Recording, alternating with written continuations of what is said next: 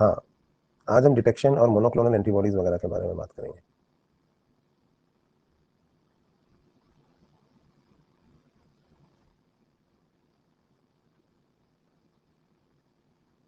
चलो भाई स्टार्ट करते हैं। कैंसर के बारे में मैंने आपको कई बातें पढ़ा दी थी, कार्सिनोजेंस के बारे में भी बताया था।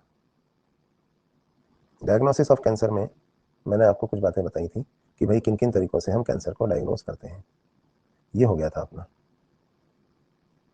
ठीक है, सीटी, एमआरआई, मोनोक्लोनल एंटीबॉडीज। आज हम बात करेंगे कैंसर के क्या क्या पॉसिबल सिम्टम्स हमारी बॉडी में दिखते हैं और किस तरह से हम इसको ट्रीट करते हैं। कैंसर को ट्रीट करने में मैं आपको पहले बता चुका हूँ कि कोई परमानेंट इलाज तो नहीं है, लेकिन कोशिश ये करी जाती है कि लाइफ को जितना प्रोलॉन्ग कर सकें उतना करें। एफएनएसी यहाँ मतलब देख लेंगे, अभी बताता हूँ। तो ये हमने वैसे पढ़ लिया था, फिर भी कैंसर डिटेक्शन के बारे में कुछ बातें जो मॉड्यूल में लिखी है मैं एक बार रिवाइज करा देता हूँ। एक तो दोस्तों ब्लड एग्जामिनेशन। ब्लड एग्जामिनेशन कौन कौन से कैंसर डिटेक्शन के लिए किया जाता है? देखिए, अगर आपका WBC काउंट बढ़ा हुआ है, यानी ल्यूकीमिया के केस में। दूसरी चीज मैंने आपको बताई थी ट्यूमर मार्कर, जैसे alpha fetoprotein for liver cancer, PSA for prostate cancer, है ना, alkaline phosphatase for bone metastasis. ये इनके लिए ये ट्यूमर मार्कर है जो कैंसर सेल्स जो है वो रिलीज करते हैं, ब्लड में ये आते हैं तो हमको पता लग जाता है कि कैंसर सेल है। बायोप्सी में हम थोड़ा सा कैंसर टिश्यू में से कुछ हिस्सा नोच के निकाल लेते हैं थोड़ा सा, और उसको माइक्रोस्कोप के नीचे देखते हैं। इनको हम हिस्टोपैथोलॉजिकल स्टडीज कहते हैं, है ना। कैंसर सेल का न्यूक्लियस का साइज अलग होता है, इरेगुलर सा होता है, न्यूक्लियस बड़ा होता है, माइटोकॉन्ड्रिया और राइबोसोम ज्यादा होते हैं, तो इससे हमको पता लग जाता है कि नॉर्मल सेल नहीं है, ये कैंसर सेल है। गौरव पूछ रहा है ल्यूकीमिया क्या होता है? अरे यार, कहाँ से उठ के आ जाते हो, पढ़ाया तो था मैंने पहले गौरव, ऐसे पूछोगे तो कैसे चलेगा। इसी तरह से जहाँ कैंसर हुआ है उसके आसपास अगर कोई सीलोमिक फ्लूइड है तो उसमें भी कैंसर सेल पाए जाते हैं। तो इसमें हम एक बारीक नीडल से क्या करते हैं, जैसे ब्रेस्ट वगैरह में फ्लूइड इकट्ठा हो गया कहीं, तो उस फ्लूइड को थोड़ा खींच लेते हैं और इसके सेल्स को माइक्रोस्कोप में देखते हैं तो पता लग जाता है। पैप स्मीयर, ये सर्वाइकल कैंसर में किया जाता है लेडीज के। सर्विक्स की जो मिकोजा है उसका थोड़ा सा स्मीयर लेके उसको माइक्रोस्कोप के नीचे देखते हैं, है ना। तो इससे हमको आइडिया लग जाता है कि कैंसर सेल है या नहीं। इसके अलावा रेडियोलॉजिकल स्टडीज बताई थी मैंने आपको, एक्सरे, सीटी, एमआरआई। सीटी में 3 डायमेंशन इमेज होती है और एमआरआई में स्ट्रॉन्ग मैग्नेटिक फील्ड और नॉन आयोनाइजिंग रेडिएशंस का यूज करते हुए हम कैंसर सेल्स की स्टडी करते हैं, क्योंकि जो कैंसरस एरिया होता है उसकी डेंसिटी जो है वो थोड़ी सी बढ़ जाती है, तो वो ज़्यादा क्लियरली दिखाई देते हैं। पेट सीटी भी मैंने आपको बताया था। तो ये तो हो गया भाई डिटेक्शन, है ना। अब बात करते हैं पॉसिबल सिम्टम्स की, कि क्या क्या सिम्टम्स आते हैं कैंसर में। तो भूख भूख नहीं लगती है, जैसे अलग अलग तरह के कैंसर के अलग अलग सिम्टम है। जैसे है ना, स्मोकर वाला अगर लंग कैंसर है, लैरिंग्स का कैंसर है, तो जो आवाज़ है भारी हो जाएगी, भूख लगना बंद हो जाएगा। कोई मोल या वॉट जो होता है उसमें ग्रोथ होने लग जाएगी अगर स्किन कैंसर है तो। ब्रेस्ट कैंसर है तो ब्रेस्ट वाले एरिया में एक लंप बनने लगेगा, गांठ जैसी बनने लगेगी। भूख लगना कम हो जाना, लॉस ऑफ एपेटाइट, बिना कारण के लो ग्रेड फीवर आ रहा है, वेट लॉस हो रहा है जबरदस्ती, कोई अल्सर है जो ठीक ही नहीं हो रहा है, और सर्वाइकल कैंसर में ब्लीडिंग हो रही है वजाइना से फालतू में, बिना इंजरी के ब्लीडिंग हो रही है स्किन की सरफेस से या ओरल म्यूकोजा से या कहीं और ओपनिंग से। तो ये सब कुछ सिम्टम्स होते हैं।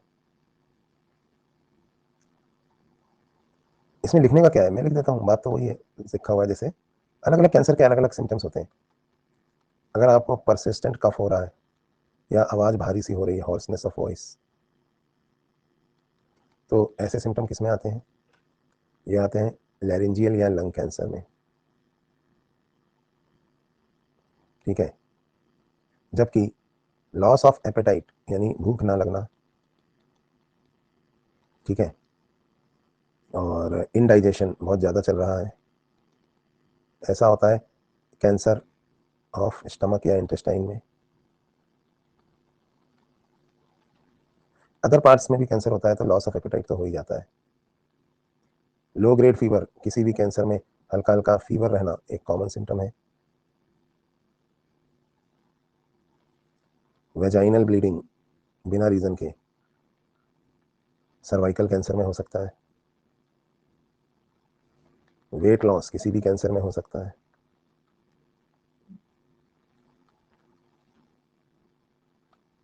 ठीक है। ये कुछ जनरल सिम्टम्स है।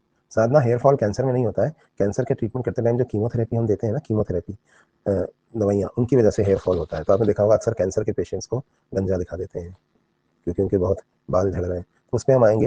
ये कुछ पॉसिबल कॉजेज हो गए हैं कैंसर के, मतलब पॉसिबल सिम्टम्स हो गए कैंसर के। आगे बढ़े।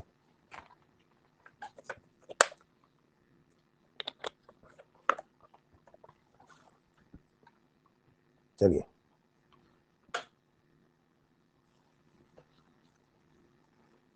लिवर कैंसर में फिर सारे सिम्टम्स आएंगे, इंडाइजेशन भी होगा, भूख भी नहीं लगेगी। पैनक्रियाटिक कैंसर बहुत कॉमन है, पता है आपको। जिंदगी में कितना भी पैसा कमा लो, कुछ भी कमा लो, लेकिन कैंसर जैसी बीमारियां अच्छे अच्छे को हिला देती हैं। उसके बाद एक बहुत फेमस व्यक्ति है जो पैनक्रियाटिक कैंसर से मर गया, और उसने एक बात कही थी, आप जानते हैं कौन? उसने कही थी, आज मेरे पास इतना पैसा है, सारे वक्त मैं जब काम कर रहा था तो मैं यही सोचता था, बहुत पैशनेट हो गया था अपने काम को लेकर, हर वक्त मैंने अपने स्वास्थ्य पर कभी ध्यान नहीं दिया। मैंने हर वक्त ये सोचा गूगल को कैसे बीट करना है, क्या करना है प्रोफेशन में, इतना पैसा भी कमाया, लेकिन आज मेरे पास इतना पैसा है, मैं दुनिया की हर चीज़ खरीद सकता हूँ, लेकिन कोई मुझसे मेरा कैंसर ले ले तो बदले में मेरी सारी दौलत भी ले ले, तो कोई मुझसे मेरा शरीर क्यों नहीं बदल सकता। और बेचारा ये कहते हुए मरा था। पता कौन था? मेरे पास उसकी बुक भी है, नाम सुना है? Steve jobs. तो मैं पढ़ता रहता हूँ ये किताबें। उसने अपने आखिर में ये बात लिखी थी, नाम सुना होगा आपने स्टीव जॉब्स का? एप्पल, एप्पल सुना है कभी? Apple, iPhone, iPad. तो ऐसे ही है भाई, कैंसर बहुत खतरनाक चीज़ है। स्टीव जॉब्स मर गया भाई, कब का मर गया, बहुत कम उम्र में मर गया। तो बोला, तो शरीर ही माध्यम है सभी साधनाओं को पूरा करने का। याद रखिए, अगर आप अपना शरीर स्वस्थ रखेंगे तो बाकी सब चीज़ें सेकेंडरी हैं। शरीर माध्यम खल साधन, सुना होगा आपने। Body is very important, you have to take care of your body. कभी भी उल्टा सीधा मत खाइए, शरीर खराब मत कीजिए, क्योंकि ये चीज़ कभी वापस नहीं आएगी। पैसा तो कभी भी आ जाता है। चलिए भाई, अब बात करते हैं ट्रीटमेंट ऑफ कैंसर की। तो दोस्तों, ट्रीटमेंट ऑफ कैंसर से पहले मैं स्टेजेस के बारे में आपको पढ़ा देता हूँ। स्टेजेस क्या है कैंसर की? पहली होती है स्टेज 0। ये तब होती है जब कैंसर सेल है ना, अभी भी उसी लोकेशन में है जहां से वो फर्स्ट टाइम ओरिजिनेट हुए थे, और कहीं भी फैले वैले नहीं है अभी तक। ठीक है, तो कैंसर सेल अभी भी उसी लोकेशन में है जहां से वो पहली बार ओरिजिनेट हुए थे, and they have not spread anywhere. अब ये भी लिखूं क्या? इसको आप लिखो ना यहाँ से, स्टेज 0, 1, 2, 3, 4। तो they are still in the location जहां से वो स्टार्ट हुए थे और अभी फैले नहीं है। मैंने तो लिखा है ये, मैंने सोचा अच्छी हैंडराइटिंग में टाइप करके दे दूंगा तो ईजी रहेगा। अब सेकंड कैंसर पता है कौन सा होता है? लोकलाइज्ड कैंसर, जो नियर बाय टिश्यूज में फैल गया है, ज्यादा नहीं फैला है लेकिन आसपास की टिश्यूज में हल्का सा फैला है, नियर बाय टिश्यूज में। लेकिन सुनिए, खास बात क्या है, अभी तक उस ऑर्गन के लिम्फ नोड्स में नहीं फैला है। Not yet spread to lymph nodes. तो it is spread to nearby tissues but not yet to lymph nodes. तो ये है स्टेज 1। स्टेज 2 की अगर बात करें तो कैंसर जो है वो आसपास के एरिया में फैल गया है और साथ में लिम्फ नोड्स में भी फैल गया है। तो अगर स्प्रेड एक रीजनल एरिया में या लिम्फ नोड्स तक फैल गया है तो वह स्टेज 2 है। ठीक है, स्टेज 1 में हम फिर भी बचा लेंगे, स्टेज 2 में थोड़ा सा रिस्क बढ़ जाता है। युवराज सिंह वगैरह जिनके आप एग्जाम्पल कर रहे हो ना, स्टेज 1 से वापस आए हैं। तो होता क्या है कि, लेकिन फिर भी कोई गारंटी नहीं है कि कैंसर लौट के नहीं आएगा, कितने साल बाद आए पता नहीं। स्टेज 2 में वो फैलता है। स्टेज 3 तब होती है जब और ज्यादा एडवांस, मतलब आसपास के लिम्फ नोड्स में भी फैलने लगा, मोर एडवांस रीजन्स स्प्रेड हो गया, मतलब आसपास की टिश्यू में और बोन्स में भी चला गया है। यहाँ लिख लीजिए, स्टेज 3 में कैंसर बोन में भी फैल चुका है। सबसे पहले ना कैंसर सेल किसी भी ऑर्गन में कैंसर हो रहा हो बोन में फैलते हैं, और एक बार बोन्स में चले गए तो फिर बहुत मुश्किल हो जाता है। और स्टेज 4 तो फिर मेटास्टेसिस हो गया है। मेटास्टेटिक कैंसर समझते हैं ना आप? डिस्टेंट पार्ट्स में सैटेलाइट ट्यूमर्स बना दिए उसने, दूर दूर तक फैल गया है। अगर बोन्स तक ही फैला है तो स्टेज 3 है, लेकिन दूसरे ऑर्गन्स में भी चला गया, किडनी का कैंसर लिवर में भी चला गया, तो ये स्टेज 4 है। फर्स्ट स्टेज से बचाना ईजी है, वापस कभी भी आ सकता है कैंसर, कोई गारंटी नहीं है, पर फर्स्ट स्टेज से आप फाइट बैक कर सकते हैं। सेकेंड से भी एक बार को तो फाइट बैक हो सकता है। स्टेज 0 और 1 से फाइट बैक हो सकता है। स्टेज 2 से मामला बिगड़ने लगता है अभी भी, लेकिन अगर ज़्यादा नहीं फैला है तो एक बार को हम रोक सकते हैं, बताऊंगा अभी कैसे। स्टेज 3 और 4 गॉन है। अब ज़्यादातर कैंसर जो होते हैं वो पता है आपको क्या होते हैं? जब बहुत धीरे धीरे ट्यूमर ग्रो करता है और आपको पता ही नहीं चलता, जब तक वो आपको सिम्टम्स आते हैं ना, तब तक आप पता है स्टेज 3 में आ चुके होते हो। जनरली सिम्टम्स ना स्टेज 0 और 1 में तो अपीयर ही नहीं होते। ये तो आप कैसे पता लगा सकते हो? पता है, कैंसर को जल्दी स्क्रीनिंग, रेगुलर स्क्रीनिंग, हर साल अपना एक बार होल बॉडी चेकअप करवाइए। आप नहीं, लेकिन एटलीस्ट अगर आपके पेरेंट्स हैं 40+ हैं तो ये जरूर करवाना चाहिए। स्क्रीनिंग बहुत जरूरी है, स्क्रीनिंग होगी तो डिटेक्ट हो जाएगा, और उस वक्त जो है अमेरिका में फ्री स्क्रीनिंग, इंडिया में भी होनी चाहिए। इनफैक्ट मैं तो चाहता हूँ हम ये जो बेकार के मुद्दों पे पॉलिटिशियंस लड़ाई करते हैं, इनसे कुछ नहीं होने वाला भाई। मेरे हिसाब से ना हेल्थ के मुद्दों पर होना चाहिए कि कौन सी पॉलिटिकल पार्टी कैंसर की स्क्रीनिंग फ्री करेगी, कौन सी सारी वैक्सीन फ्री करेगी, कौन सी ज्यादा हॉस्पिटल्स बनवाएगी। ये मुद्दे हैं। ये क्या मुद्दा है कि तुम ये तुम्हारी जाति है, हमारा धर्म, ये सब फालतू के मुद्दे हैं। अगर हम इन मुद्दों पर वर्क करेंगे तो शायद हम ज्यादा अच्छे से रह पाएंगे आने वाले समय में, है ना। तो ये कोई मतलब नहीं है इन सब चीजों का यार। इसका जो हाँ, ये सब कोई भी इश्यूज नहीं है। ये हेल्थ सबसे बड़ा इशू है, पता है आपको। अगर हेल्थ वाले इश्यूज पे कोई मतलब कोई काम ही नहीं करना चाहता, पता नहीं क्यों लोग बेवकूफ है। पता नहीं कोई पागल कहीं से भाग के आ गया हमारे देश में, उसके बारे में पूरा मीडिया दिखा रहा है। आपने देखा नहीं, आप एक बात फील करते हो ना कि न्यूज चैनल और मीडिया पे 90% खबरें बिल्कुल बकवास होती है, उनका आपकी लाइफ से कोई लेना देना नहीं है। 90% बकवास। वो भाग गई, ये भाग गई, उसने अपने पति को छोड़ दिया, ऐसे ऐसे टीवी पे दिन भर में देखता रहता हूँ, क्या बकवास चल रहा है। जरा सी बरसात आई नहीं कि वहां बाढ़ आ गई, यहाँ ये हो गया, वहां वो हो गया। अब एक बात बताओ मुझे, इन सब मुद्दों का क्या होगा। इसकी 90% मुद्दे बकवास है, 10% ही काम की बातें होती है।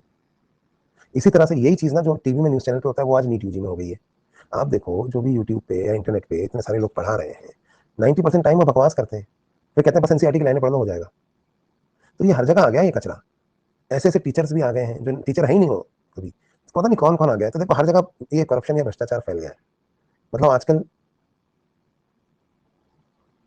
इन सब चीजों से क्या मतलब है। रील बना रहे हैं टीचर्स, सोचो क्या क्या ये सब नीट में आएगा। मतलब कोई टीचर जो है वो वाटरफॉल पे जा रहा है, अपने बालकनी में से देख रहा है और बालकनी का वाटरफॉल का वीडियो बना के जो है अपना चैनल पे डाल रहा है। और ऐसे ऐसे टीचर जिनसे ये एक्सपेक्टेड है कि कम से कम आप तो नहीं करोगे सर ऐसा, वो भी कर रहे हैं। मतलब एक तो हर कोई पढ़ाने आ जाता है। मतलब यार मेडिकल डॉक्टर हो आप तो जाके हॉस्पिटल में प्रैक्टिस करो, गरीबों की सेवा करो, गाँव में जाओ। ये क्या आप बैठ के और फिर ऊपर से पढ़ा भी नहीं रहे हो, फिर वाटरफॉल की वीडियो डाल रहे हो, कहीं स्कूबा डाइविंग की वीडियो डाल रहे हो। मतलब आप ये क्यों कर रहे हो। क्या करें, दुनिया यही कर रही है, गलत है ना। चलो भाई, अरे एक वो है जी सर करके, मैं नहीं, वो दूसरे वाले पता है ना आपको, टीचरों की बुराई करते रहते हैं। आज मैं उनकी बुराई कर। चलो आगे बढ़ते हैं। तो हम, ये तो स्टेजेस हो गई, बस एक ही कसर रहेगी अब सर, है ना, मसल्स और दिखाना शुरू कर दो। बायो पढ़ा रहे हो, बायो पढ़ाओ। चलो तो हम आगे बात करते हैं। अच्छा लिपस्टिक भी लगा अब पढ़ लो भैया, हो गई बातें, हो गई। कभी कभी अच्छा लगता है, हमेशा नहीं। कभी कभी खुद को भी रोस्ट करना चाहिए। आगे बढ़े तो स्टेज 4 के बाद तो फिर कुछ बचा नहीं भाई। फिर आगे बढ़ते हैं।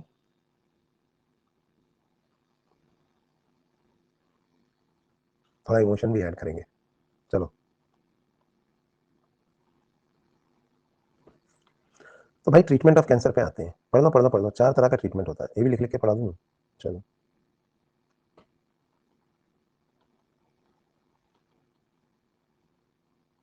अब सुनिए। सबसे पहला ट्रीटमेंट जो कैंसर काम करते हैं, मतलब शुरू में मैं वो बता रहा हूँ जो अर्ली स्टेजेस में किया जाता है, यह है सर्जरी। सर्जरी के अलावा कीमोथेरेपी, फिर है रेडियोथेरेपी। एलोपैथी के हिसाब से ये 3 तो ट्रीटमेंट ट्रेडिशनली हम करते ही हैं। आजकल एक चौथा और चला है जिसको हमने बोला है इम्यूनोथेरेपी, ये भी हम ट्राई करते हैं आजकल।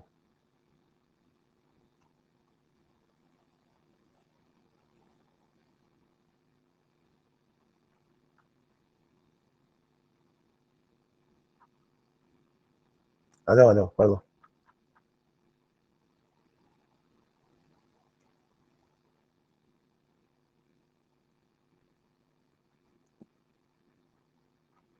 चलो बातें क्यों हो रही हैं इतनी सारी, यहाँ ध्यान दो।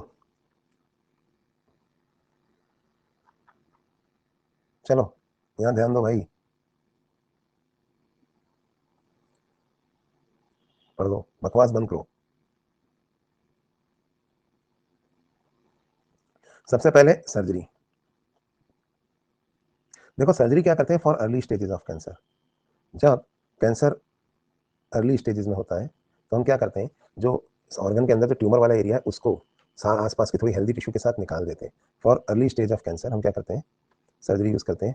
एक्सीजन समझते हो, काट हटा देना। एक्सीजन मतलब उसमें से रिमूव कर देना, है ना। Removal of tumours tissue. जो ट्यूमरस एरिया है ना, उसको रिमूव करते हैं along with some neighbouring healthy tissue.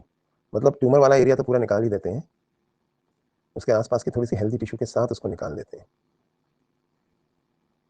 इसके अलावा अगर डाउट है कि लिम्फ नोड्स में भी कैंसर हो सकता है, तो उससे एसोसिएटेड लिम्फ नोड्स जो है ना उस ऑर्गन से, उनको भी हम रिमूव कर देते हैं।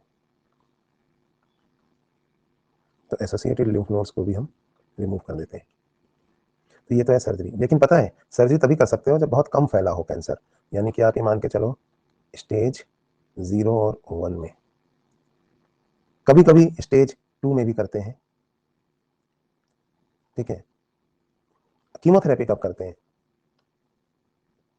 एक तो कीमोथेरेपी करते हैं आफ्टर सर्जरी, जो सर्जरी हुई है उसके बाद कीमोथेरेपी भी करती हैं, और उसके बाद for middle stage cancers. Middle stages मतलब जैसे स्टेज 1, 2, 3 में भी ट्राई करते हैं कीमोथेरेपी, हालांकि कुछ होना तो है नहीं इसमें, है ना। इसमें हम क्या करते हैं, ऐसी मेडिसिन दी जाती हैं जो कैंसर सेल्स को डिवाइड करने से रोकें। Medicine that can kill extremely actively dividing sales.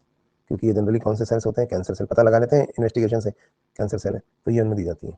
लेकिन इनका एक साइड इफेक्ट है, जैसे हमारे बाल भी ग्रो करते रहते हैं ना, तो हेयर फॉलिकल वगैरह ये सेल्स भी बहुत डैमेज होते हैं। तो रिस्क यही रहता है, इसमें साइड इफेक्ट्स बहुत जाता है, एक्सट्रीम साइड इफेक्ट्स हैं इसके, बहुत हालत ख़राब हो जाती है कीमोथेरेपी में। इंजेक्शन लगते हैं तो बिल्कुल शरीर जो है ना सूख सा जाता है। साइटोटॉक्सिक मेडिसिन होती हैं ये, सेल्स को मारने वाली, बहुत ही ज़्यादा मतलब ख़राब है। लेट स्टेजेस में तो करवाना भी नहीं चाहिए, क्योंकि अगर बचना है ही नहीं तो फिर जितनी ज़िंदगी बची है उसको क्यों ख़राब करें।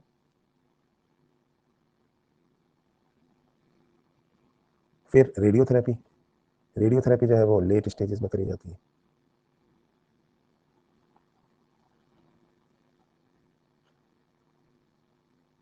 To prevent metastasis.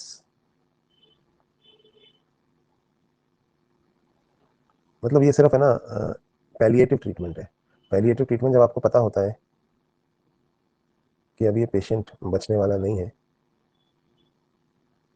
तो बस कैंसर की spread, to limit the spread of cancer, radiations kill the actively dividing cells. जो काइनेटोकोर होता है ना उनका, क्रोमोसोम्स का, उनको तेजी से मारते हैं। वो डिस्ट्रॉय होता है तो एक्टिवली डिवाइडिंग सेल ज़्यादा तेजी से मरते हैं। तो एक पैलिएटिव ट्रीटमेंट है, इसका कोई बहुत ज़्यादा स्कोप इसमें बचता नहीं है। पर हाँ भाई, आप कुछ नहीं कर सकते तो रेडिएशन देते हैं टू लिमिट द स्प्रेड।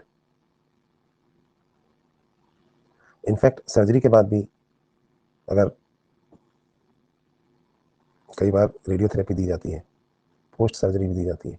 ये सब वो ट्रीटमेंट है जो हम देते हैं, देंगे और नहीं देंगे में बहुत ज़्यादा फर्क नहीं होता है, लेकिन हाँ थोड़ा सा अर्ली स्टेजेस में ये सारे काम करते हैं, लेट स्टेजेस में इनमें से एक भी काम। पैलिएटिव ट्रीटमेंट मतलब होता है बस उसकी बची हुई ज़िंदगी को हम अच्छा कर दें, मतलब बेटर कर दें जितनी बची हुई है, that is known as palliative treatment. क्योंकि अब लास्ट स्टेज आ गई है, बचना तो है नहीं, कुछ साल की बात है। इनफैक्ट आजकल तो एमडी होने लग गया है पैलिएटिव मेडिसिन में, पता है आपको। एमडी जैसे होता है ना, जनरल मेडिसिन, ऑप्थेल सर्जरी, वैसे नया मेडिसिन के ब्रांच ही शुरू कर दिया है पैलिएटिव मेडिसिन। अब पैलिएटिव मेडिसिन में जो पीजी करेगा उसके पास सारे पेशेंट्स वही आते हैं जो अपने लास्ट स्टेजेस में होते हैं। किसी के पास साल भर बचा है, किसी के पास 2 साल बचे हैं, किसी के पास 3 साल, किसी के पास 6 महीने, किसी के पास 1 महीना। So that's how it is. Worst disease humanity को अगर कोई है तो वो कैंसर है। एड्स और ये सब कुछ नहीं है कैंसर के सामने, क्योंकि ये बेगुनाह लोगों को भी परेशान कर रही है जिनकी कोई गलती नहीं है। अब बात करते हैं एक नई ट्रीटमेंट की, जिसको कहा जाता है इम्यूनोथेरेपी। अब इम्यूनोथेरेपी क्या है, कैलकुलेट कैसे करते हैं, टाइम लेफ्ट वो डिपेंड करता है ना कितना स्प्रेड हुआ है उसके हिसाब से, ट्यूमर कितने हैं, मेटास्टेसिस कहाँ तक फैला है, उसके हिसाब से पता लगता है। तो भाई इम्यूनोथेरेपी, अगर हम इम्यूनोथेरेपी की बात करें तो हमारा ये अर्ली स्टेजेस में दी जाती है और लेट, ये हर स्टेज में दी जाती है फॉर एनी स्टेज। पर इसका सबसे ज़्यादा फायदा पता है कब है? इसका फायदा है अर्ली स्टेजेस में। हमारे बॉडी के अंदर जो इम्यून सेल्स होते हैं, हमारी बॉडी के अंदर जो इम्यून सेल्स होते हैं, मतलब जो इम्यूनिटी है हमारी, वो हमारे सेल्स ना एक्टिवली, सेल मीडिएटेड इम्यूनिटी वगैरह, वो मतलब वो कैंसर सेलों को ढूंढते रहते हैं और मारते रहते हैं। तो किलर सेल्स, इम्यून सेल्स में जो किलर सेल्स होते हैं ना हमारी बॉडी के, तो immune cells of our body keep actively finding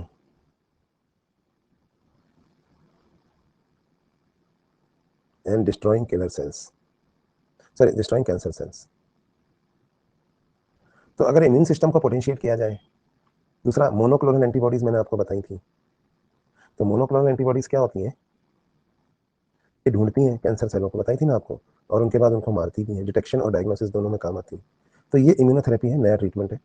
कोशिश कर रहे हैं इससे भी ठीक करने, मतलब इलाज कर सकने की। तो ये 4 मेन चीज़ें जो आपको याद रखनी है, यहाँ पे दी हुई हैं, जो यहाँ दी हुई है वही पढ़ाई मैंने। सर्जरी में कैंसर टिश्यू हटा देते हैं। रेडियोथेरेपी, इसके अंदर हम एक्सरेज देते हैं, रेडिएशन देते हैं, without which can destroy the growing cell without harming the surrounding tissue. फिर कीमोथेरेपी है, यहाँ पे वो ड्रग्स दी जाती हैं जो सेल डिवीजन को इनहिबिट करती है, डीएनए सिंथेसिस को, डीएनए सेल डिवीजन को रोकती हैं। विनक्रिस्टीन, विनब्लास्टिन, ये एक कॉमन वीड होता है कैथरेंथस रोजियस, उससे मिलती हैं 2 एंटी कैंसर ड्रग्स। तो नया ट्रीटमेंट है इम्यूनोथेरेपी, जिसमें हम इंटरफेरॉन्स वगैरह भी यूज़ करते हैं उनको ओन्कोजेनिक वायरसेस के अगेंस्ट। ठीक है, तो ये सब चीज़ें हैं। इम्यूनोथेरेपी के अंदर मोनोक्लोनल एंटीबॉडीज़ भी यूज़ करते हैं। मैंने आपको बताया था ये कैसे काम करती हैं। ये मोनोक्लोनल एंटीबॉडीज़ इम्यून सिस्टम को सेल्स तक पहुँचाती हैं, कैंसर सेल्स तक।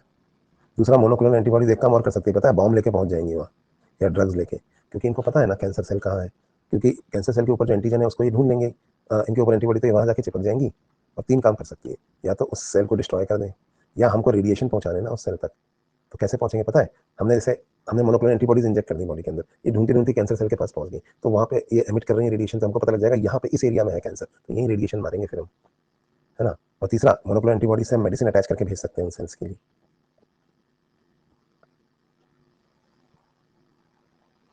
फिर कैंसर के वैक्सीन वगैरह बनाने की कोशिश कर रहे हैं, लेकिन कैंसर सेल पता है इतना आसानी से पकड़ में क्यों नहीं आते? क्योंकि वो है ना, डिटेक्शन अवॉइड करते हैं, मतलब उन्हें पकड़ना आसान नहीं है, इम्यून सिस्टम उन्हें पकड़ नहीं पाता। इसलिए हम अल्फा इंटरफेरॉन्स वगैरह डेवलप कर रहे हैं जो इम्यून सिस्टम को ज़्यादा एक्टिवेट करे और कैंसर सेलों तक पहुँचाए। बहुत बहुत खराब होते हैं, मतलब इम्यून सिस्टम से डिटेक्ट नहीं होते, तभी तो इतना आसानी से हो रहा है आजकल कैंसर। हार्ट, शिप्रा पूछ रही है हार्ट में कैंसर क्यों नहीं होता? देखो, हार्ट या मसल्स में कैंसर बहुत ही रेयर है। मैं ये नहीं कहूँगा कि मसल्स में कभी कैंसर हो नहीं सकता, मसल्स में भी कैंसर होता है, कम होता है।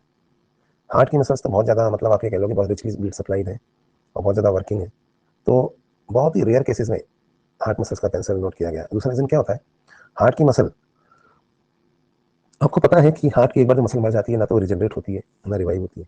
तो हार्ट की मसल्स में सेल डिवीजन की कैपेसिटी नहीं है, वो बस इनलार्ज हो सकती है, हाइपरट्रॉफी, हाइपरप्लेजिया नहीं हो सकता, डिवाइड नहीं करती है। डिवाइड नहीं करेंगे तो काय का कैंसर। ठीक है, तो ये हो गया स्टेजेस ऑफ कैंसर। चलिए, तो हमने स्टेजेस ऑफ कैंसर भी पढ़ लिया है, और इसी के साथ कैंसर जो है वो खत्म हो गया।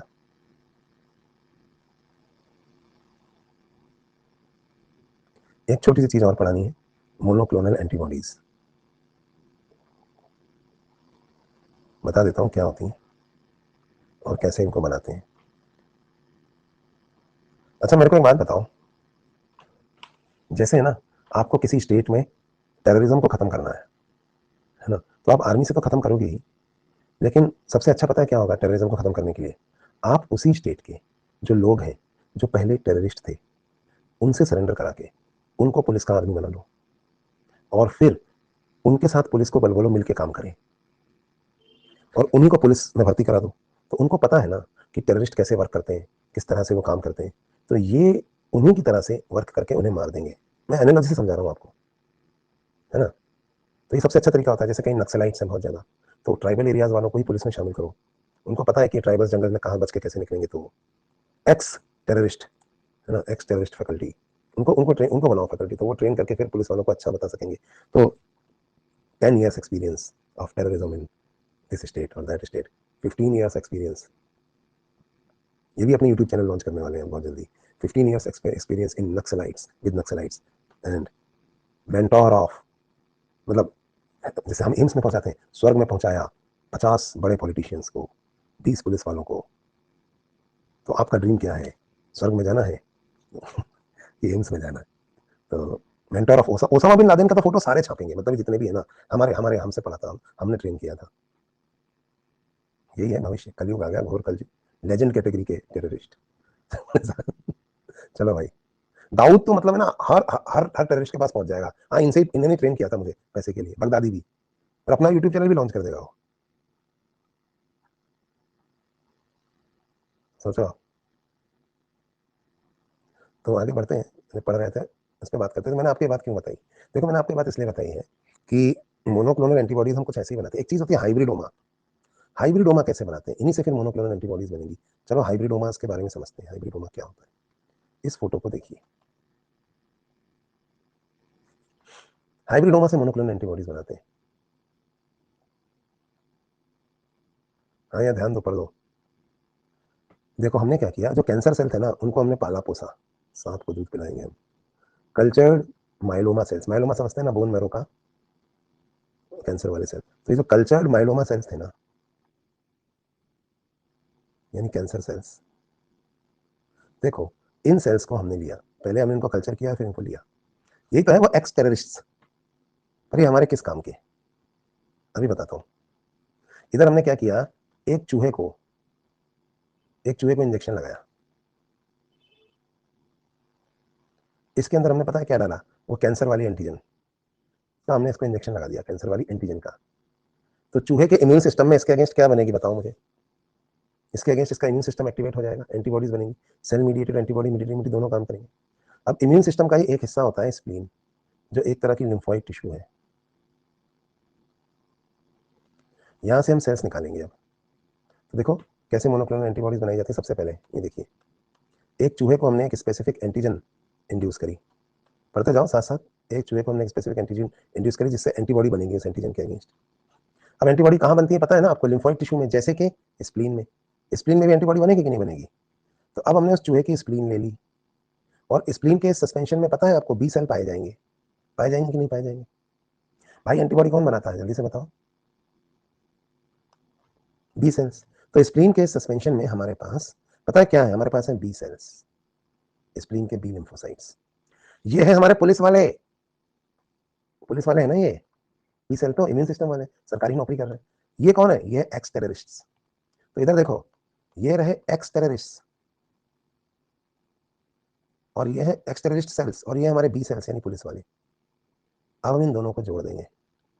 हमने इन दोनों का करा दिया फ्यूजन, बी सेल्स का फ्यूजन करा दिया किनसे? टेररिस्टों से। तो ये देखो, आधा टेररिस्ट आधा पुलिस, जोड़ दिया, इनकी टीम बना दी दो दो की, आधा टेररिस्ट आधा पुलिस। ठीक है, ये सब हमने कहा किया? इस टेस्ट ट्यूब में किया। देखो, तो तीन तरह के सेल हुए भाई, हो कुछ तो जुड़ गए, कुछ नहीं जुड़े। तो जो अनफ्यूज्ड स्प्लिनिक सेल्स थे वो इधर पड़े हुए हैं, जो अनफ्यूज्ड माइलोमा सेल्स थे इधर पड़े हुए हैं। लेकिन हमारे काम के सेल कुछ ये बन गए हैं, देखो ऐसे। इन हाइब्रिडोमा सेल्स को, हाइब्रिड है ना ये, हाइब्रिडोमा सेल्स, इनको हमने रख लिया। अब इनके अंदर पता है, पुलिस की तरह एंटीबॉडी बना सकने की प्रॉपर्टी है, पर आतंकवादियों की तरह मल्टीप्लाई कर सकने की प्रॉपर्टी है। तो ये बहुत तेजी से मल्टीप्लाई कर सकते हैं भाई। ये तो एंटीबॉडी प्रोड्यूस कर सकते थे, और ये बहुत तेजी से डिवाइड कर सकते थे आतंकवादियों की तरह, एक्स आतंकवादी थे ना। तो हाइब्रिडोमा सेल्स दोनों कर सकते हैं, बताओ क्या? तेज मल्टीप्लाई भी करते हैं और एंटीबॉडी भी बनाते हैं। ज्यादा मल्टीप्लाई करेंगे तो ज्यादा एंटीबॉडी बना सकेंगे। फिर हम इनकी क्लोनिंग कर लेते हैं, hybridoma, cloning of hybridoma sales.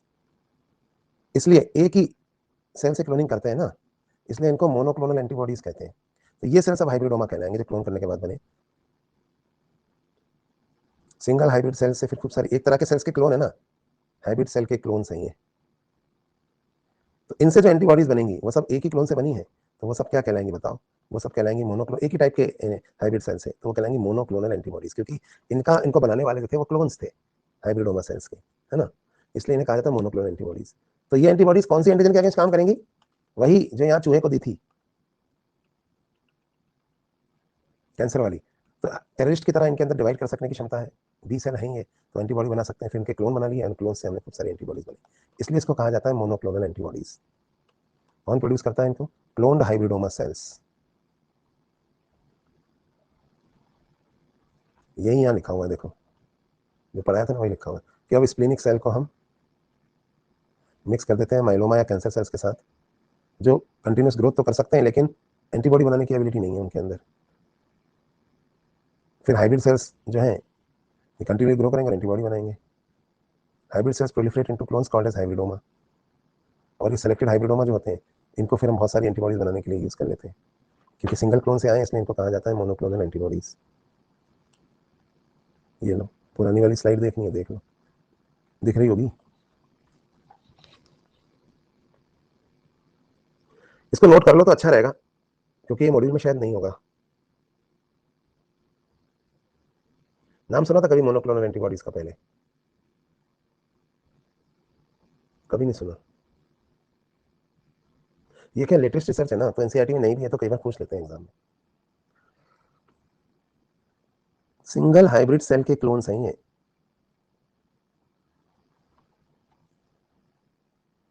तो हाइब्रिडोमा क्या है? सिंगल हाइब्रिड सेल के, हिंदी में लिखा है के, clones, clones of single hybrid cell. Shivangi कह रही है आपने हाइब्रिडोमा आपस में फ्यूज हो गए तो आपने आतंकवादी और पुलिसों को मिलाया कि तुम दोनों चिपक जाओ, आतंकवादी आतंकवादी से चिपक गए, पुलिस से चिपक गई। ये भी गजब है।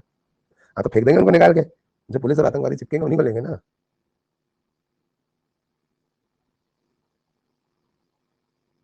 इनकी भी कम्युनिटी बन जाएगी। चलो भाई, ये तो ऐसी बात कर दी इसने जैसे ना सम्मेलन होता है ना शादियों का, जिसमें बहुत सारे लड़के आते हैं लड़कियां आती हैं, ताकि शादी विवाह सम्मेलन हो, परिचय सम्मेलन, जहां मिलते हैं एक दूसरे से। तो पता चला वहां तो होने को तो देखो कुछ भी हो सकता है, और आप सवाल भी पूछ सकते हो कि सम्मेलन में गए थे लड़की को लेके, वहां लड़का तो पसंद नहीं आया। चलो भाई आगे बढ़ते हैं।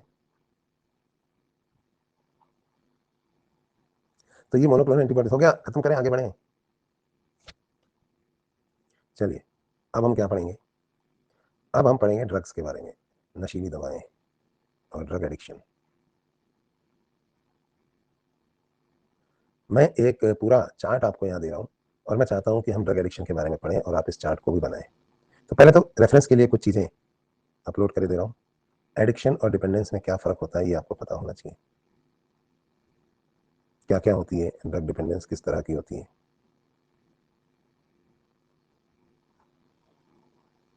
आरआरआर भी करेंगे, पहले आरआरआर कर लें ऐसा। चलो यहाँ तक का आरआरआर कर लेते हैं, फिर इसके बाद ड्रग एडिक्शन वाला टॉपिक पढ़ेंगे।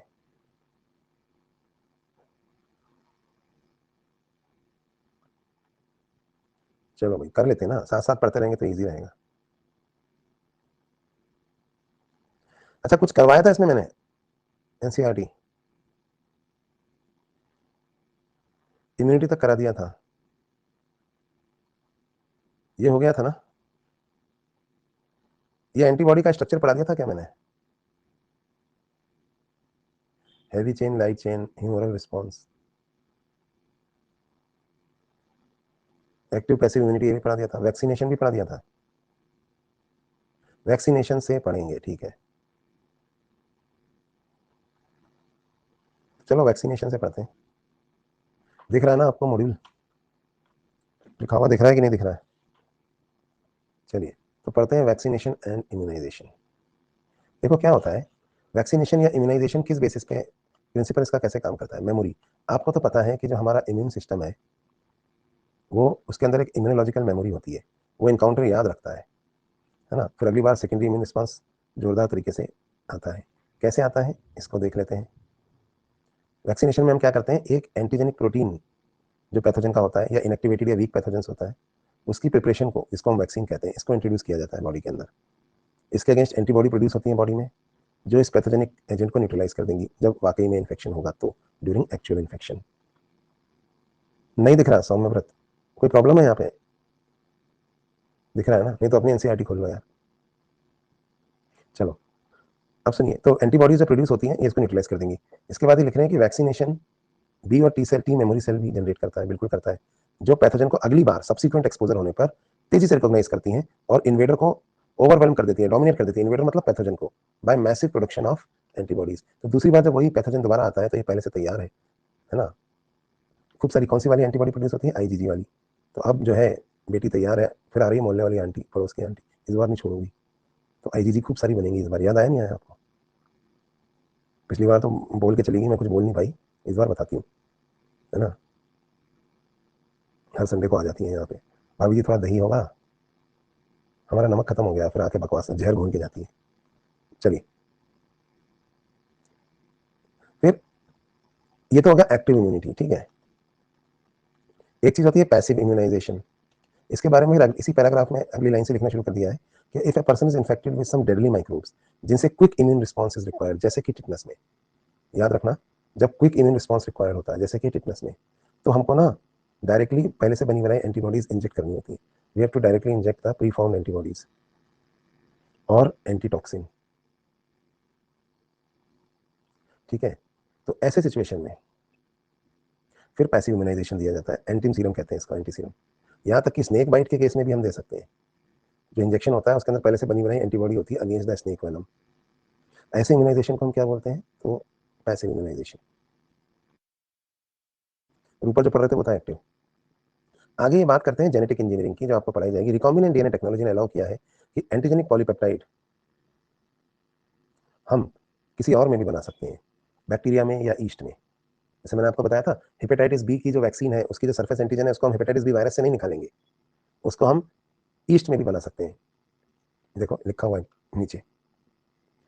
इससे क्या होगा? बहुत ज्यादा क्वांटिटी में प्रोड्यूस करी जा सकती है। वायरस से कहां तक कितनी निकालोगे? इसमें तो खूब सारी निकाल सकते हो,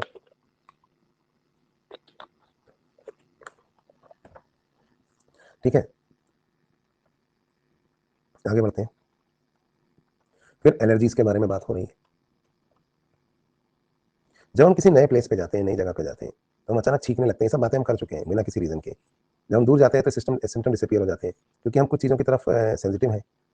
ये एलर्जी पोलन माइट किसी वजह से हो सकती है। तो व्हाट इज एलर्जी?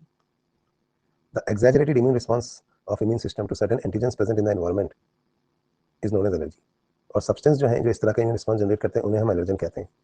इसमें जो एंटीबॉडीज प्रोड्यूस होती हैं वो इम्यूनोग्लोबुलिन ई टाइप की होती हैं। ये आई जाकर ना मास्ट सेल को फोड़ देती है। मास्ट सेल को फोड़ती है तो हिस्टामिन रिलीज होता है, तो फिर ये सारी प्रॉब्लम शुरू होती है। कॉमन एलर्जेंस कौन कौन से हैं? डस्ट है, पोलन है, एनिमल डेंडर है।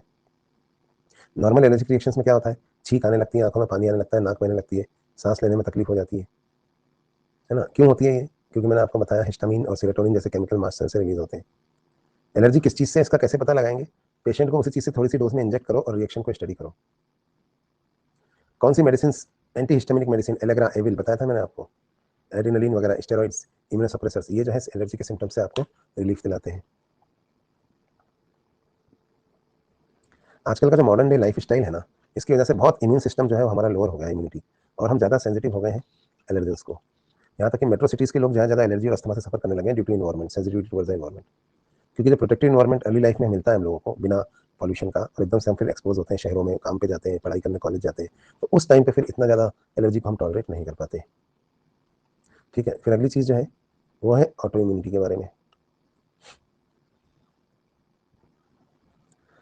हमारी जो मेमोरी बेस्ड इम्यूनिटी होती है, मेमोरी बेस्ड एक्वायर्ड इम्यूनिटी, यह हायर वर्टिब्रेट्स की खासियत है। और ये होती है क्योंकि हम अपने और पराये के अंदर डिफ्रेंशिएट कर लेते हैं, यानी सेल्फ और नॉन सेल्फ के अंदर। इसकी दो कोरोलरीज बताई गई हैं। एक, हायर वर्टिब्रेट डिस्टिंग्विश कर सकते हैं फॉरेन मॉलिक्यूल को और फॉरेन ऑर्गेनिज्म को भी अपने मॉलिक्यूलर ऑर्गेनिज्म से। इम्यूनोलॉजी में इसी चीज़ की स्टडी कराई जाती है। दूसरी, कभी कभी क्या होता है, जेनेटिक रीजन की वजह से, अननोन रीजन की वजह से बॉडी अपने ही सेल्फ पे अटैक कर देती है, उन्हें फॉरेन एंटीजन मान के, क्योंकि उनके अंदर ये रिकॉग्नाइज करने की एबिलिटी है, इसलिए वो डिफ्रेंशिएट करते हैं और कभी कभी अपनों को भी पराया समझ के उन पर हमला कर देते हैं।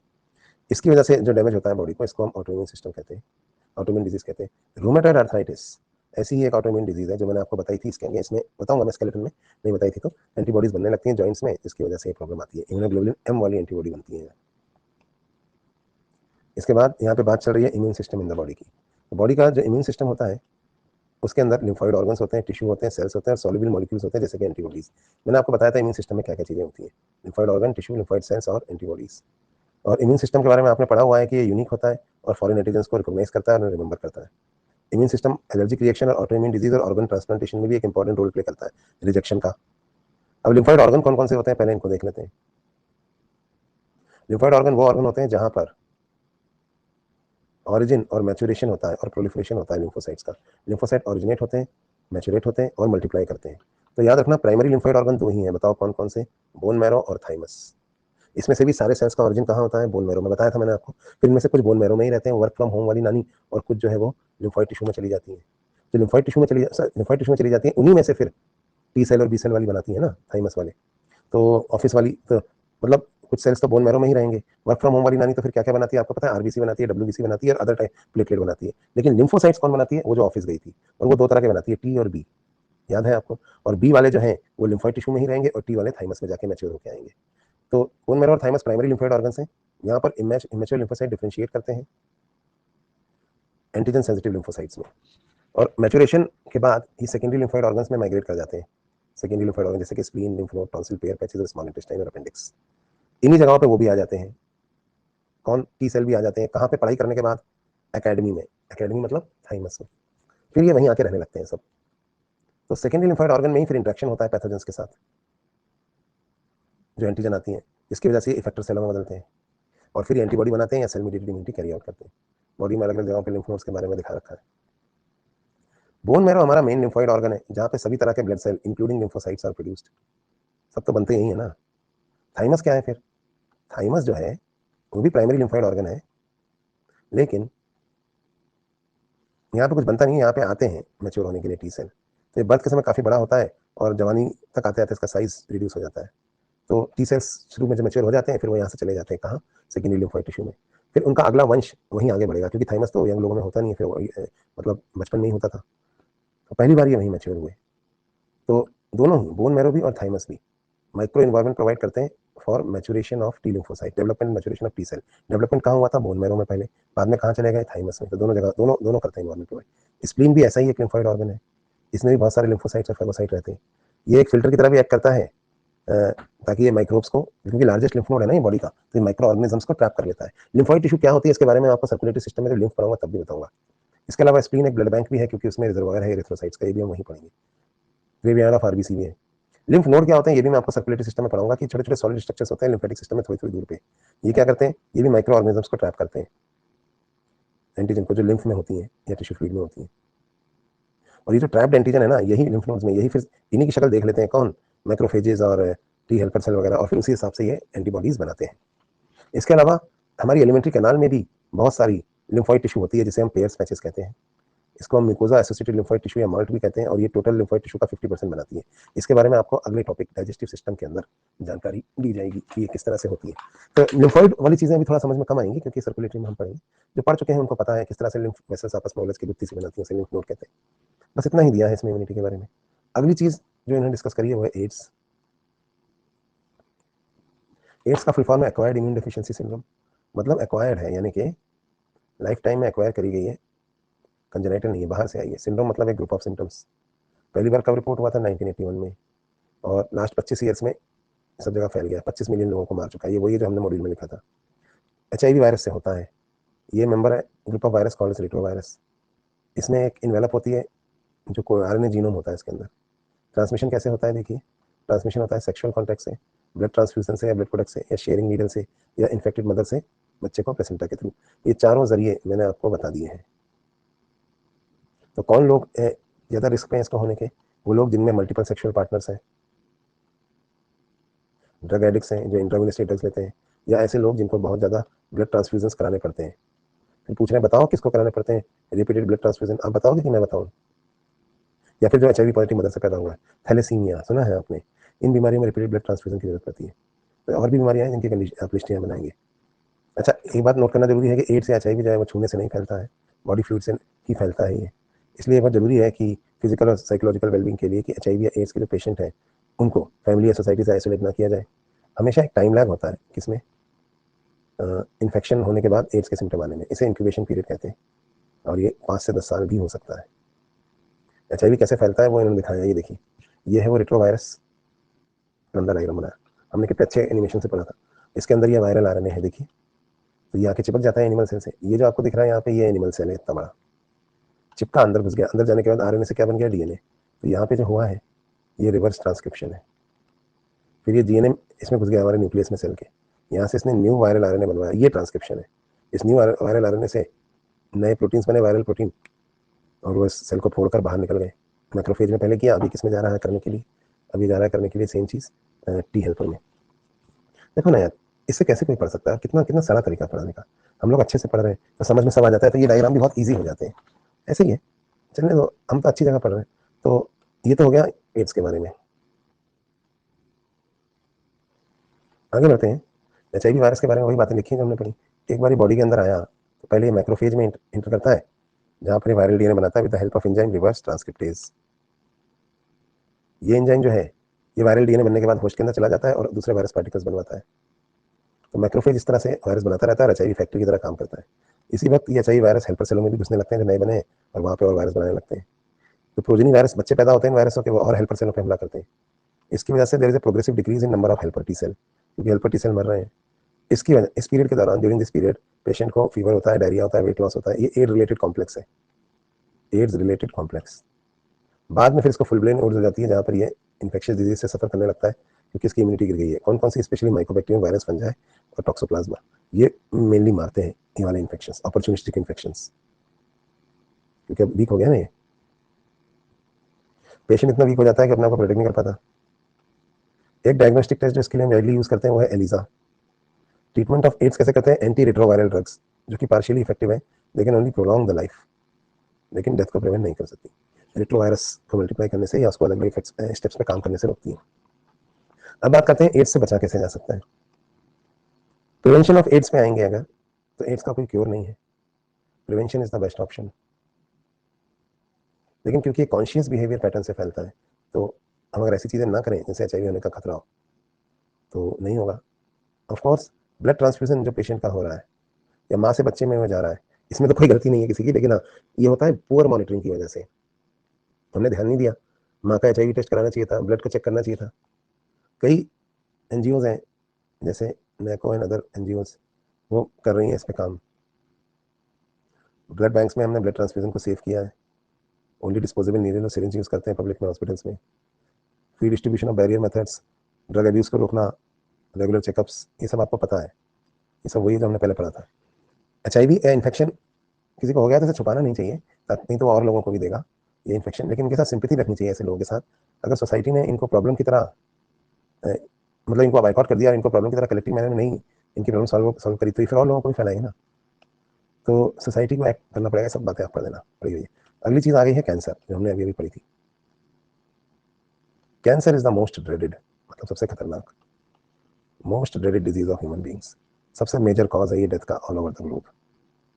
मोर देन ए मिलियन, यानी कि 10 लाख से ज्यादा Indians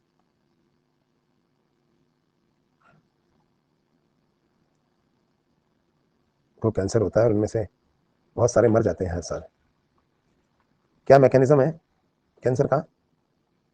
oncogenic transformation of sales, मतलब नॉर्मल सेल्स का कैंसर सेल में बदल जाना। और इसका कैसे मैकेनिज्म है डेवलपमेंट होने का, और इसका ट्रीटमेंट, ये सबसे इंटेंस एरियाज है हमारी बायोलॉजी की रिसर्च का आजकल। हम इंटरफेरॉन्स भी बना रहे हैं इनके अगेंस्ट, याद रखना। लेटेस्ट जो रिसर्च है ना कैंसर में, इम्यूनोथेरेपी, उस पर आएगा क्वेश्चन, जो मैंने आपको बताया ना, इंटरफेरॉन्स, जो कैंसर सेलों में बदलने से रोकते हैं सेल्स को, इस पर आएगा। हमारी बॉडी में सेल ग्रोथ, डिफरेंशिएशन, ये सब चीज़ें बहुत कंट्रोल्ड होती हैं, जबकि कैंसर सेल में इन रेगुलेटरी मैकेनिज्म्स का ब्रेकडाउन हो जाता है, मरते भी नहीं है। नॉर्मल सेल्स में कॉन्टैक्ट इनिबिशन की प्रॉपर्टी होती है, ठीक है, जिसकी वजह से वो सेल्स ये इनहिबिट करते हैं अदर सेल्स के साथ कॉन्टैक्ट, और उनको अनकंट्रोल ग्रोथ करने से। लेकिन कैंसर सेलों में ये प्रॉपर्टी खो चुकी होती है। ये आएगा क्वेश्चन। फिर cancer cells just continue to divide and give rise to mass of cells. ये मास ऑफ सेल्स का क्या, कैंसर सेल डिवाइड करते रहते हैं, इस मास ऑफ सेल को क्या बोलते हैं? ट्यूमर। ट्यूमर भी दो तरीके के, एक होता है बिनाइन ट्यूमर, जो उसी एरिया में रहता है, स्प्रेड नहीं करता और बहुत कम डैमेज कॉज करता है। दूसरा होता है मैलिग्नेंट ट्यूमर, एक मास ऑफ प्रोलिफरेटिंग सेल्स है, ये बहुत तेजी से ग्रो करता है, इन्वेड करता है, तो डैमेज कर देता है सराउंडिंग नॉर्मल टिश्यू को। उसके अलावा ये जो मैलिग्नेंट ट्यूमर वाले सेल है ना, ये भूखा मार सकते हैं किसको? नॉर्मल सेलों को, उनके साथ उनका न्यूट्रिशन खा जाते हैं। फिर यहाँ से ये सेल जब बिखरते हैं तो वो और जगहों पर भी पहुंच जाते हैं, जहां पर ये नए ट्यूमर बनाते हैं, जिन्हें कहा जाता है metastasis. This is the most feared property of malignant tumours. तो इसके बाद फिर ये मल्टीपल ऑर्गन फेलियर में चले जाएंगे। क्या क्या कॉजेज होते हैं कैंसर के, ये भी देख लेते हैं। अभी सब पढ़ा था इसलिए क्विकली रिवाइज हो जाएगा। Transformation of normal cell into cancerous cells may be induced by physical, chemical या बायोलॉजिकल एजेंट्स। बताए थे ना मैंने आपको। इन एजेंट्स को हम क्या कहते हैं? कार्सिनोजेंस। अब देखते हैं फिजिकल एजेंट्स कौन से हैं। तो हमने बात करी थी radiation, X-ray, gamma ray, UV rays, ये सब डीएनए को डैमेज करते हैं और कैंसर, न्यूप्लास्टिक ट्रांसफॉर्मेशन मतलब कैंसर सेल में ट्रांसफॉर्मेशन कॉज करते हैं। ठीक है, इसके अलावा केमिकल चेंजेस में क्या क्या है, जैसे टोबैको स्मोक में कार्सिनोजेंस होते हैं जो लंग कैंसर कॉज करते हैं। कुछ वायरस भी होते हैं बायोलॉजिकल एजेंट जिनको हम वायरल ऑन्कोजेंस बोलते हैं। इनके अंदर सी ऑन, ये याद रखना, सेलुलर ऑन्कोजीन या प्रोटो ऑन्कोजीन, ये हमारे अंदर का जानवर है जिसको अगर जगा दिया गया तो नॉर्मल सेल भी कैंसर सेल में बदल जाएगा। और ये काम कौन कर देते हैं? वायरसेस। तो ये रहा आपका नीट का क्वेश्चन, सी ऑन्क है ना, ऑन्कोजीन। कैंसर को कैसे डिटेक्ट या डायग्नोस करते हैं? अर्ली डिटेक्शन ऑफ कैंसर बड़ा जरूरी है, नहीं तो फिर हम पेशेंट को बचा नहीं पाएंगे। इसके लिए हम यूज करते हैं अलग अलग टेक्निक, जैसे बायोप्सी या हिस्टोपैथोलॉजिकल स्टडीज, इसमें हम सेल की स्टडी करते हैं। Blood and bone marrow test करते हैं फॉर सेल काउंट्स, ल्यूकीमिया वगैरह में। बायोप्सी में हम क्या करते हैं? सस्पेक्टेड टिश्यू के थिन सेक्शन को स्टेन करते हैं और माइक्रोस्कोप के नीचे एग्जामिन करते हैं हिस्टोपैथोलॉजिकल स्टडीज के लिए। रेडियोलॉजिकल टेक्निक्स में जैसे एक्सरे है, सीटी है, एमआरआई है, ये इंटरनल ऑर्गन्स के कैंसर डिटेक्ट करने में काफ़ी हेल्पफुल होती है। सीटी के अंदर तो 3 डायमेंशनल इमेज बनती है। MRI non ionising radiation use करता है और ये भी चेंजेस देखता है डेंसिटी के। तो सीटी में आयनाइजिंग रेडिएशन होते हैं, याद रखना, और एमआरआई में, एक्सरे में भी आयनाइजिंग होते हैं। और जो एमआरआई होता है उसके अंदर, क्योंकि नॉन आयनाइजिंग होते हैं, क्योंकि बहुत ज़्यादा रेडिएशन यूज़ करने से भी कैंसर हो सकता है ना, तो एमआरआई मैग्नेटिक फील्ड यूज़ करता है। कई बार हम एंटीबॉडीज यूज़ करते हैं कैंसर स्पेसिफिक एंटीजेंस के अगेंस्ट, ताकि उस कैंसर को डिटेक्ट कर सके। मोनोक्लोनल एंटीबॉडीज, बताया ना, कुत्ते सुनते सुनते पहुंच जाते हैं। Technique of molecular biology can also be apply to detect cancer genes जिनके अंदर इनहेरिट ससेप्टिबिलिटी है, मतलब फादर को कैंसर था तो इसको भी हो सकता है। नहीं, ससेप्टिबल जेनेटिक प्रीडिस्पोजिशन होता है ना, ये लिखा हुआ देखने में। Such genes which predispose an individual to certain cancers may be helpful in prevention of cancer. ऐसे लोगों को एडवाइस किया जाता है avoid exposure to particular carcinogen to which they are susceptible. मैंने कहा था ना, जैसे कि फादर को अगर स्मोकिंग से कैंसर हुआ है तो बच्चे के जीन, सन के जीन भी इफेक्टिव होंगे, तो उनको एडवाइस किया जाता है कि सिगरेट ना पिए। Finally, treatment of cancer, surgery, radiotherapy और इम्यूनोथेरेपी। कीमोथेरेपी दी नहीं इन्होंने, ये क्या किया? अच्छा, आगे दिए। तो रेडियोथेरेपी में क्या करते हैं? ट्यूमर सेल्स को रेडिएशन से लिथली किल कर देते हैं। फिर कीमोथेरेपी दी है यहाँ। कीमोथेरेपी जो होती है to kill cancer cells, majority of the drugs have side effects, जैसे हेयर लॉस और एनीमिया। कीमोथेरेपी का ये प्रॉब्लम है, खून की कमी हो जाती है और हेयर लॉस हो जाता है। ज़्यादातर कैंसर को ना हम सारी चीज़ें यूज़ करते हैं, सर्जरी, रेडियोथेरेपी और कीमोथेरेपी। रेडियोथेरेपी के अंदर जनरली लास्ट स्टेज में रेडियो ही बचती है। ट्यूमर सेल बड़े बदमाश होते हैं, they are known to avoid detection and destruction by immune system. इसलिए पेशेंट्स को दिया जाता है biological response modifier alpha interferon, जो इम्यून सिस्टम को एक्टिवेट करता है। ये बताया था ना मैंने आपको, ये भी नीट में पूछ सकते हैं।